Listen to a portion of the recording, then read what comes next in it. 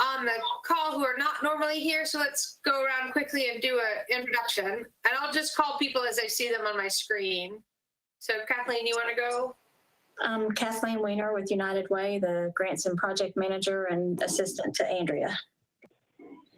Okay.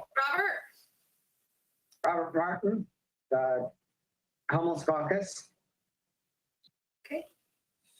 And Jennifer Martin, Law Enforcement Representative. I work in the DA's office. Thank you. And then Pam? I am Pamela Ingram. I am the Manager for Housing Services with Experiment in Self-Reliance, a nonprofit here in Winston-Salem, North Carolina. Okay. And Max? Hey, Max Golding. I chair the Continuum of Care here at Winston-Salem, Forsyth County. Okay. Shane? Hi, I'm Shane Atwood. I'm the Department of Social Services representative on the commission. And Sharika? Sharika Floyd, COC Program Manager for the City of Winston-Salem. And Willie? Willie Coker, Circulation Coordinator for the Winston-Salem Journal.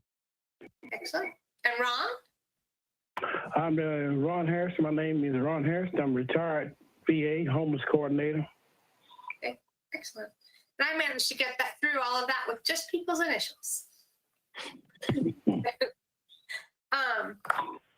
So the first thing on our agenda is approval of last month's minutes. Hopefully you all were able to have time to look over them.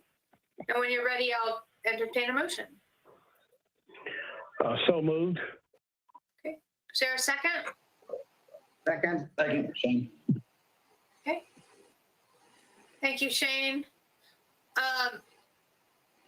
So what we've been doing while on video is taking objections, because that's easier. Are there any objections to the minutes?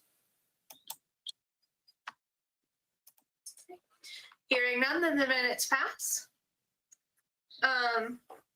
So I'm going to quickly introduce Pamela Ingram. She is the Housing Services Manager at Experiment in Self-Reliance.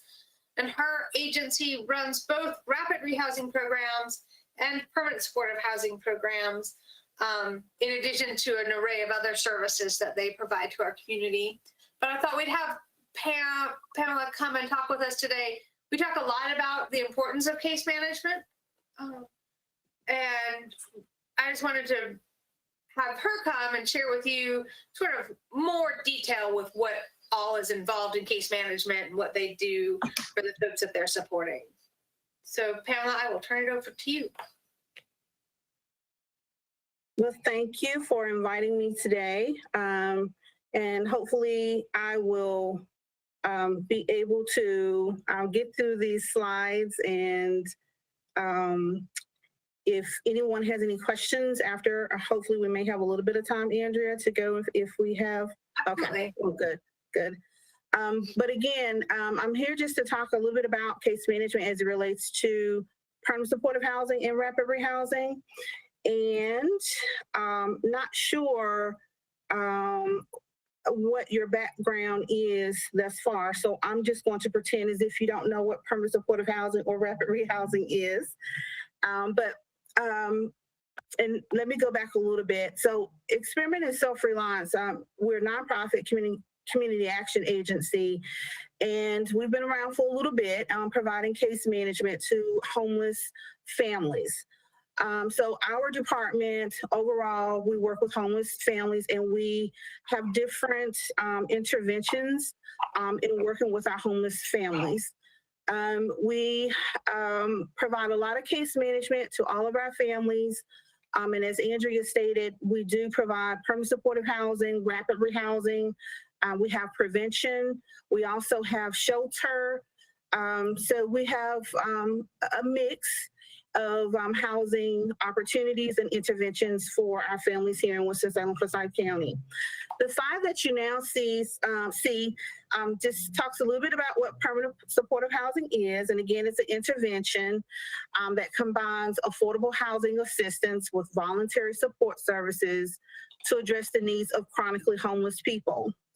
So chronically homeless people or families, individuals, are individuals who have a disabling condition continuously for one whole year or have four more episodes in 3 years. And so I know that's a long definition. So, but if you just think of it as somebody who has been homeless for a long period of time, who's quite vulnerable. These services are designed to build independent living and tenancy skills and connect people with community-based healthcare treatment and employment services. And pretty much that's just a synopsis, a small synopsis, but the services and needs, because individuals come to us so vulnerable, the list can even really go longer. So it's really about meeting the needs of the individuals, not us telling someone what their needs are, but again, the needs of the individual. So again, it's long-term housing assistance, supportive case management, and assist homeless with disability to live independently. That's the whole goal, is that we're working with our homeless population because we want them to live independently, so hopefully. So I want to stop here just to talk a little bit more about the supportive and case management services from permanent supportive housing, again, for chronically homeless individuals that I just discussed. So again, the case management services can be a really just grand and broad and specific in so many different ways, depending upon the vulnerability of the person that we're working with. Case management starts at the time that we are referred the family. So to be able to identify what the needs are, we have to do assessments, we have to build relationship. We have to build a relationship with not only the family that we're working with, the individual, but anybody that is connected to the individual. So that could be outreach, that could be a clinician, that could be a medical provider. So case management starts there. So that's so important, the counseling and the case management, because housing and living independently is important. But again, we want to meet the needs of the person, the individual. So, of course, we are always looking at what's best for the family or individual as it relates to housing. But also we have to keep in mind too, their safety, their health. So when we're referred a family or individual initially, we want to make sure they have those basic needs, food, medicine, treatment. We want to make sure if we can get them connected, again, to healthcare providers if they're not. So I just wanted to just stop there as it relates to the permanent supportive housing, just to talk a little bit more about what the case management means. We use the word case management, sometimes the counseling case loosely because we do it so much, but just to kind of give you a picture of what that could look like for an individual that has been referred. Again, it starts at the time that the family is introduced, and so that was important for me to say. Again, who is eligible for PSH? And just some ways I wanted you to know, for individuals who that we're working with for PSH or rapid rehousing, our verification is important because we are dealing with grant funds here. So we have to have documentation of homelessness. So we have to have the things listed here. And HMIS, that is our database management system that we use, that we enter our homeless families into for data. But it's the same, similar for rapid rehousing. We have to have documentation as well. I don't want anyone to believe that they're not going to get served if we don't have documentation.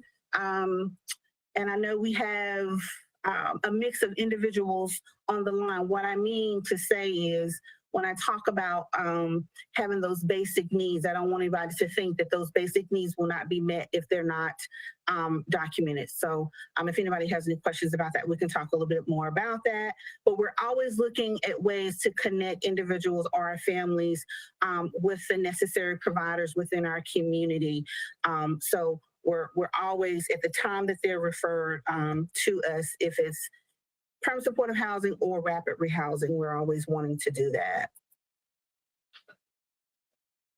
Of course, again, we have to have documentation of disability. So again, we have to have written verification of licensed professionals, clinicians, but we can also use a copy of a disability check. Sometimes we are able to do that. These are our eligible PSH costs. This may be changing a little bit, but our eligible PSH costs are rental assistance and supportive services. And I think that we only use these two for PSH and Winston at this time.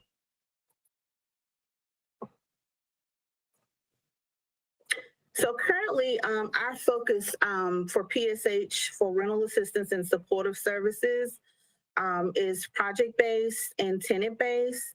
And I just wanted to give you that information so you are aware of what we currently have as it relates to some permanent supportive housing with ESR.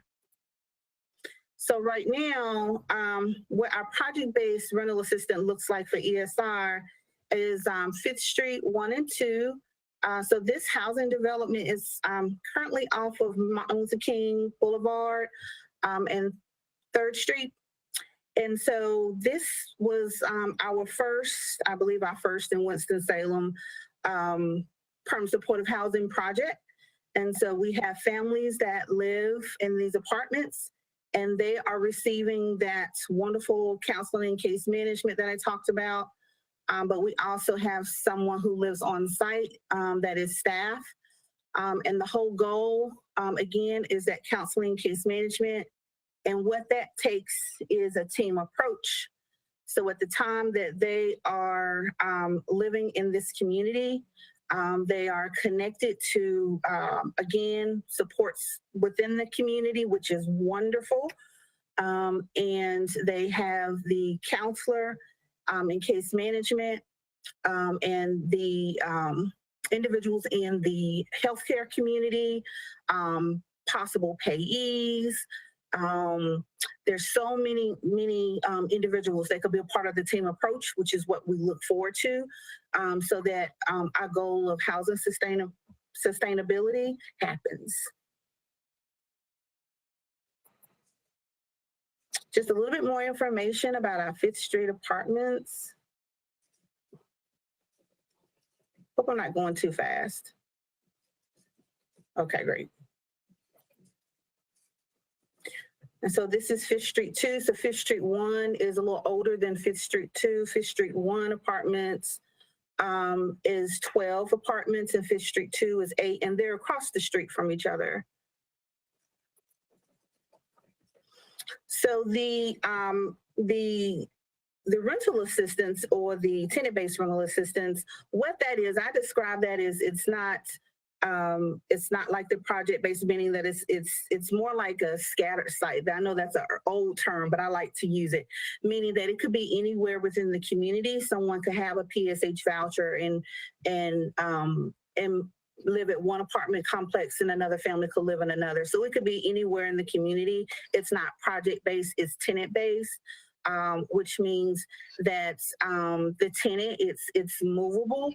I don't want to say that the project is not movable, because in certain circumstances we've had to transfer or move individuals based on their needs and scenarios and situations. So I know this is the ending here, but I just wanted to just a little bit more about the counseling and case management. I talked a lot about permanent supportive housing and case management, but the rapid rehousing, that's also an intervention designed to help homeless families. The difference between the two is that rapid rehousing is designed to help families that don't need intensive and ongoing supports as quickly to quickly exit homelessness and return to permanent housing. So that's what it's supposed to be. But because we have been in the midst of pandemic, that's been a little different. So the individuals that we have been receiving for permanent supportive housing and rapid rehousing, I would say that have had a higher level of need. And so therefore we are continuing, of course, to work with those families but trying to find different strategies and ways to make sure we're doing our best to make sure that those individuals are still being housed as quickly as we can, because again, we want to make sure that we can keep individuals alive, and housing is so important. But those wraparound services are most important also. But to get those wraparound supports, to get that to happen, it takes that counseling and case management and that team approach and that counseling and case management. And again, that team approach can be anyone from the rapid rehousing case manager, the clinicians.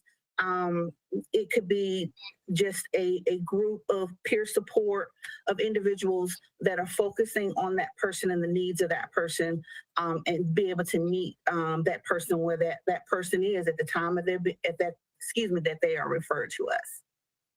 So I will stop there. I feel like I've talk, and to see if anyone has any questions about counseling, case management, permanent supportive housing, rapid rehousing. Not really a question, but more of a comment. Sure. Having gone through the PSH process myself, one thing that we need to, well, two things we need to watch out for. One is if you have to change caseworkers, that all the information transfers to the new one, and make sure the client knows there is a light at the end of the tunnel. The tunnel is not of infinite length. Because that's where you get a client that's going to stop coming to meetings. Robert, are you talking about that PSH is not at the end? Is that what you're saying? What I'm saying is, the clients need to know that eventually they are going to get housed.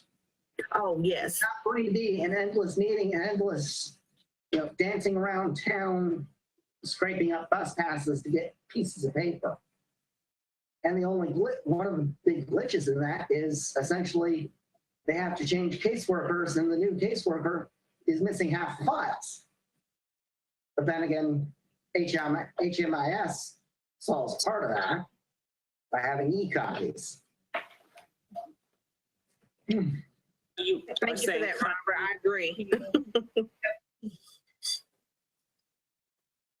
Do you feel like there's been an absence in continuity of care, Robert? Is that what you mean? One of the biggest, especially when I was actually, still embedded in the homeless community, one of the biggest complaints was I had to change caseworkers, and the new caseworker was missing half of my files, so I had to do, I had to spend 3 weeks reconstructing paperwork that should have been transferred.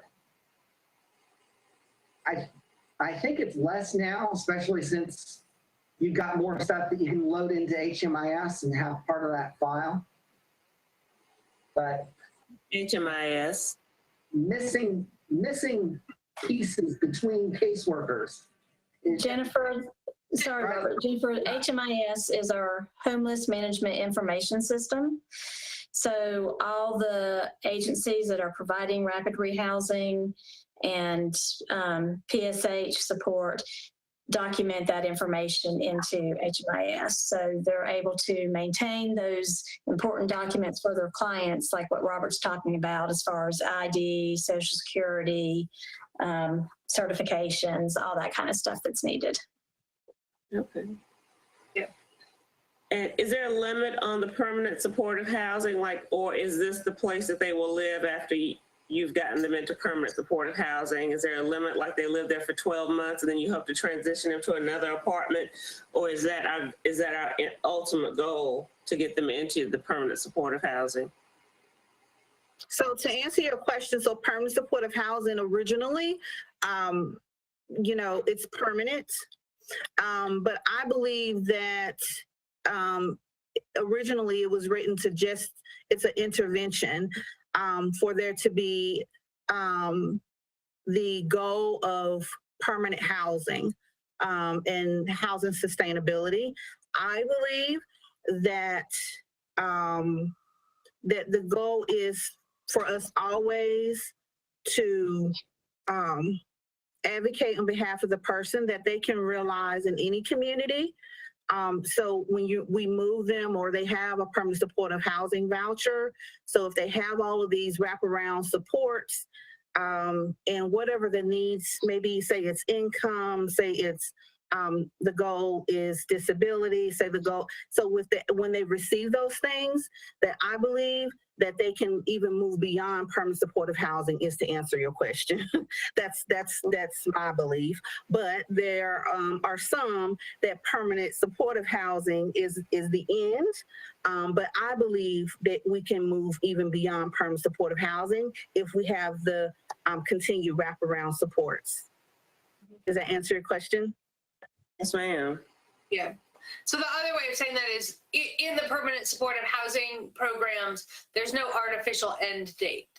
So Right, the no. client in that program, as long as they need the program, unlike something like transitional housing or rapid rehousing, which have time limits that folks can be engaged in those programs. Correct. There's no time limit. There's no date. Mm-mm. Right, but with PSH though, do they not have a yearly anniversary that they have to?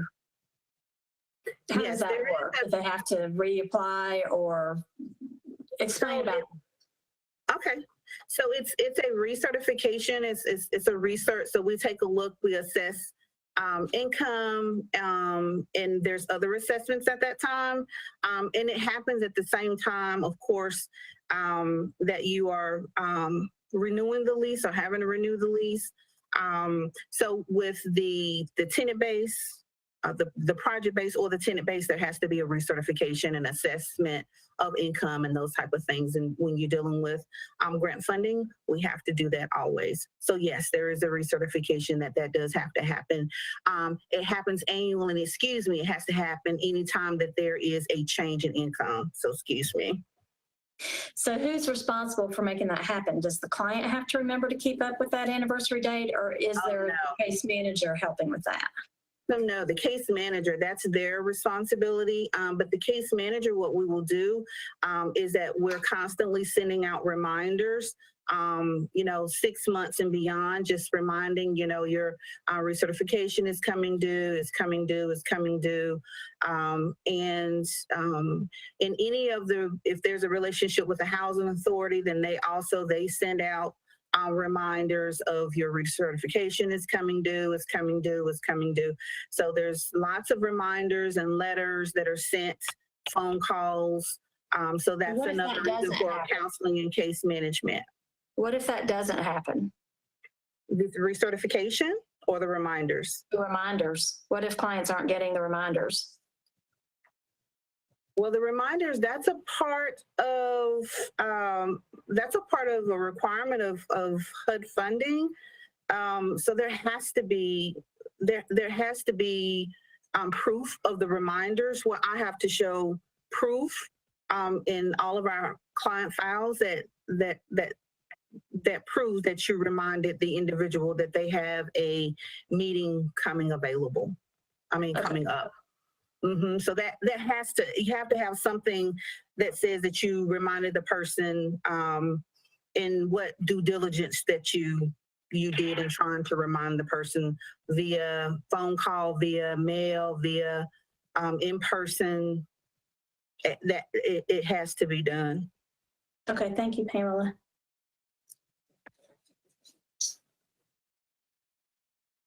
So Pam, what are you seeing as the biggest challenges for case managers right now as we're on this side of the pandemic?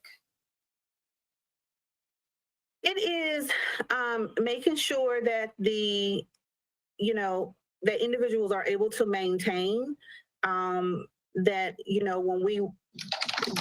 when we got into the pandemic, it was everybody is at home, and people in our permanent supportive housing projects and, rapid rehousing, still making sure that we could communicate with individuals and make sure they had what they needed. And working through individuals not being able to meet with their clinicians, and making sure that everybody was staying on, task with landlords and tons of communication with landlords. So now we're still kind of doing those things. There's some individuals, there is, just heightened or levels of people feeling safe. And we have some people that, even with things kind of turning a little bit as it relates to the pandemic, some people are still have just a little bit of fear and don't necessarily, want to come into the office. And so we're not trying to make people come into the office. So we're just trying to find ways that we can do things safely, talking on the phone, going to, to see individuals going out into the community. But now it's trying to get people back to their appointments and meeting with their clinicians and making sure that those needs are being met is the biggest. And then for the people that have not been housed as of yet, just working through with what we're getting now with the limited housing opportunities. And this the long wait times on some of the appointments as it relates to those clinical appointments. So just trying to reassure individuals, just depending upon the situation, just trying to reassure our families, making sure that they feel they haven't been forgot about and that they are still connected and they can still, reach out to us and letting us know simple things like, if they have a need for paper products, because in some instances, people just not being safe or wanting to get out. We were delivering all kinds of things, food and paper products to people who were already housed. So. Okay. Thank you. Folks have other questions for Pam?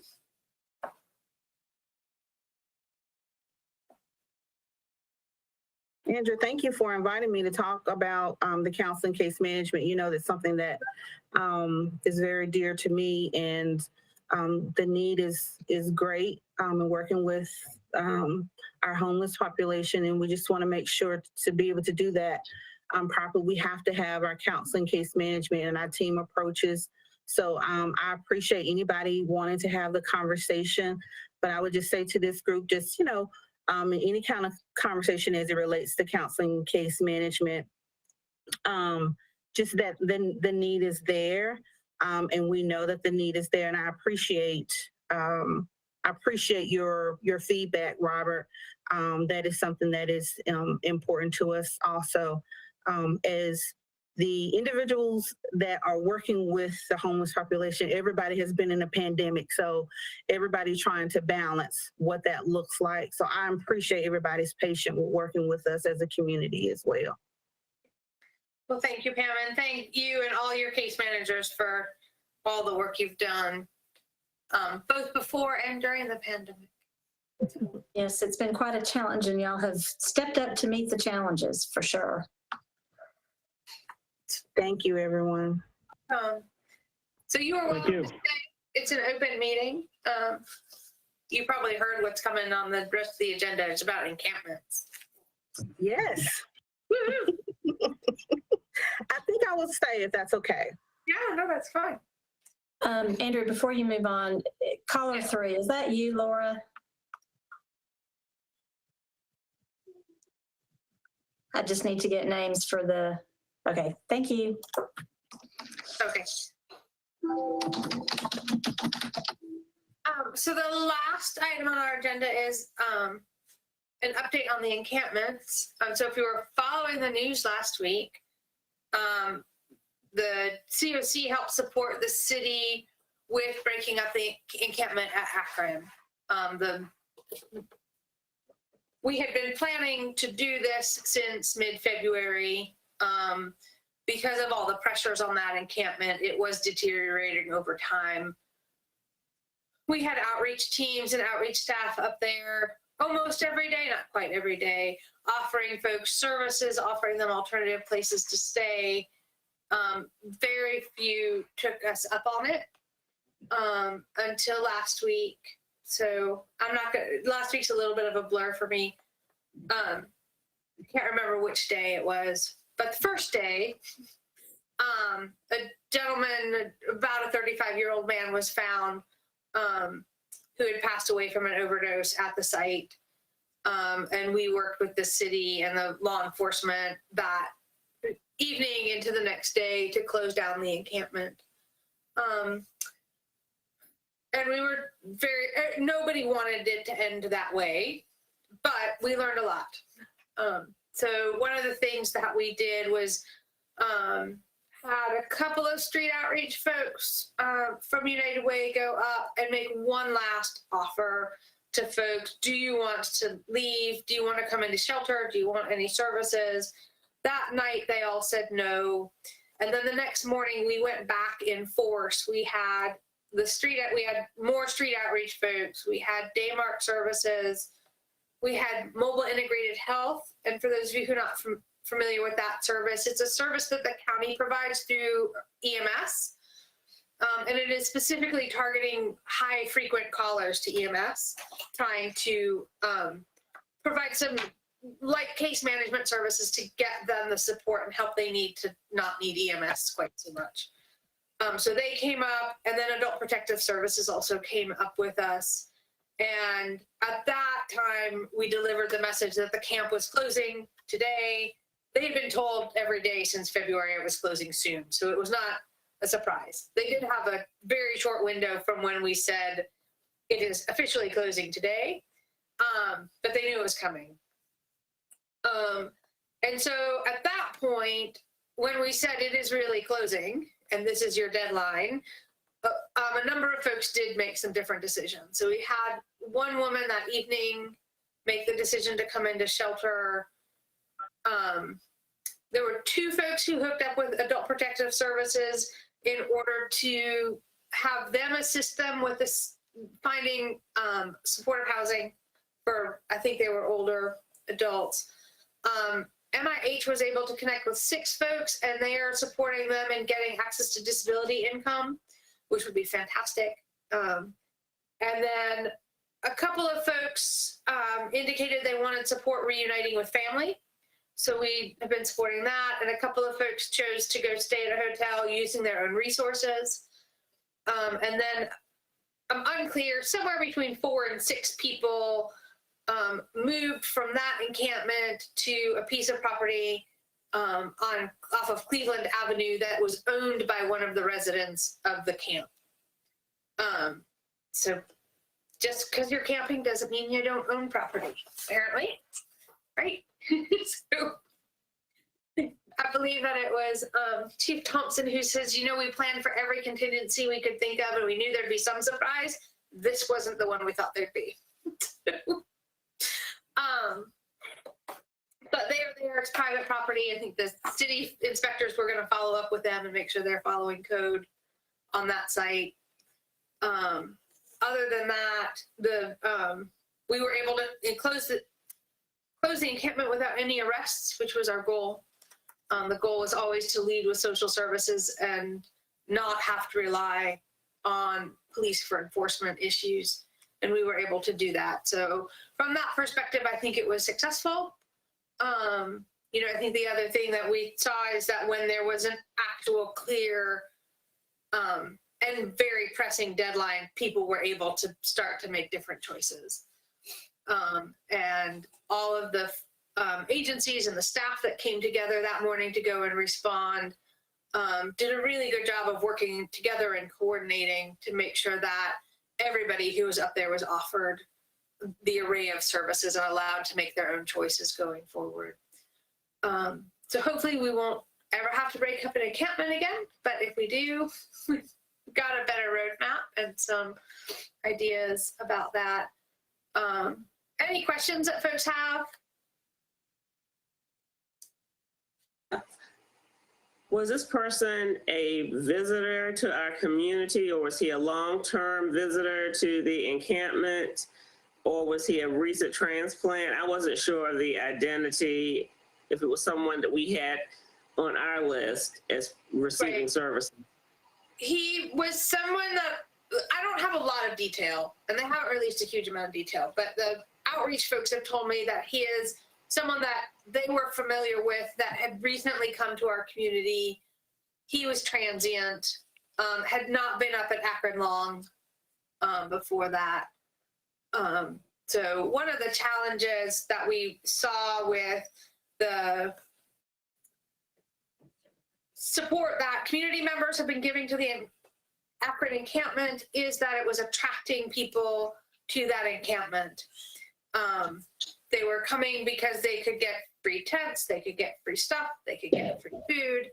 And that encampment grew in size, and it had a lot of pressure and outsiders coming, and that just made it really hard for folks to sustain what had otherwise been a pretty quiet encampment for a long time. So it's, we'll continue to have our street outreach folks work with any volunteer in the community who wants to help serve street homeless folks, and try and make sure that we're all working with the same intent, which is to get people housed and trying not to work at cross purposes.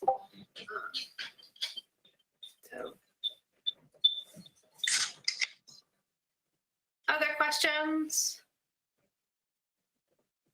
The other thing, just to give you an update. So the street outreach teams we've always maintained a list of folks that we are aware of. Some of the challenges with keeping the street outreach list is one of the major street outreach providers is with the hospital. And so getting information from them has been very challenging for lots of data sharing reasons that I won't bore you with.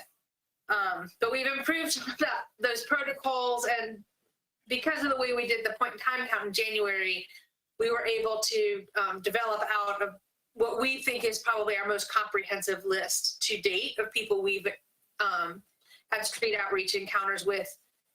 And we've been able to keep that up. So the street outreach teams are meeting weekly to review the list, share information about where people are, what their needs are, how we're going to try and meet them. And right now the list is sitting at about 180 folks, which is really high for us. And they are predicting that by June, it'll be over 200. And a lot of that just has to do with seasonal variations, in addition to the challenges we're facing because of COVID. So one of the things over the next few months, the CRC will be paying some attention to is how we're going to help stand back down this increase of folks out on the street. So any other questions about that? And then the last item on our agenda, I believe, is the encampment policy work group. I had sent out a doodle poll to everybody who volunteered for that work group to set up a meeting this month. So we should have a date by this time tomorrow for that first meeting of that group. The other thing to let everybody know is I have an intern who's going to be working with us this summer. She's actually from the University of Montreal. Thanks to, everybody teleworking. And she's going to be helping do some research on best practices related to encampments. So we'll be getting her work, hopefully some of it before that first meeting. So just a reminder, if you got the request for a doodle poll, to fill it out so we can find a date that works for everybody.